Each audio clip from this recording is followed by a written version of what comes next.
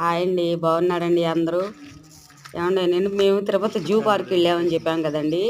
అక్కడ ఇంకా వీడియోలు ఉన్నాయండి, అవి పెడుతున్నాను. మనం సినిమాల్లో టీవీలో అయితే చూస్తుంటామండి పులుల గురించి. దగ్గరగా చూడటం ఇదేనండి. భలే ఒళ్ళు జలతరిచేలా ఉంది. మీకు ఎప్పుడైనా ఇలా చూసారండి దగ్గరగా?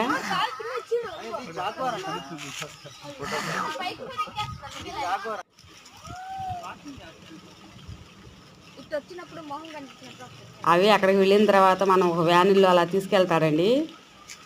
తీసుకువెళ్ళి వాటికి సెక్యూరిటీగా అద్దాలు అవి ఉన్నాయండి. ఆ వ్యాన్లకి అలా తీసుకెళ్ళి దూరంగా మనల్ని చూపిస్తారండి. దిగి కూడా చూడొచ్చు, కానీ అవి దూరంగా ఉంటాయండి. రాకుండా కూడా ఒక లోపలగా ఉన్నాయండి అవి చూడడానికి దగ్గరగా.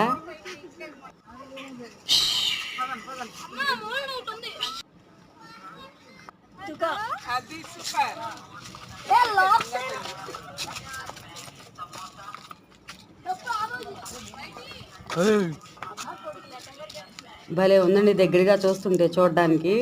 కానీ కొంచెం టెన్షన్గా భయంగా కూడా ఉందండి వాటిని దగ్గరగా అలా చూస్తుంటే.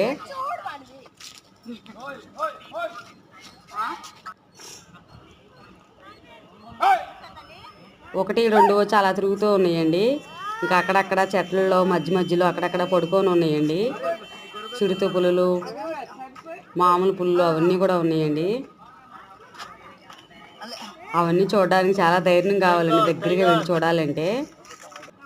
నాకైతే చాలా భయంగా అనిపించిందండి. కాకపోతే అప్పుడప్పుడు లైఫ్లో ఇట్లాంటివి కూడా చూస్తూ ఉండాలి కదండి. ఎలా జూ పార్క్కి అలా వెళ్ళినప్పుడు పిల్లలకైతే మంచి సరదాగా ఉందండి అవన్నీ ఇలా చూడడానికి. ఇలా వ్యాన్లో తీసుకెళ్ళి అన్నీ చూపించారండి ఇలాగూ.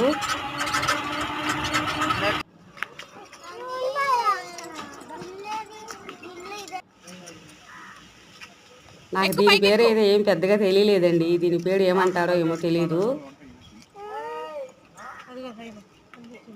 అలాగరా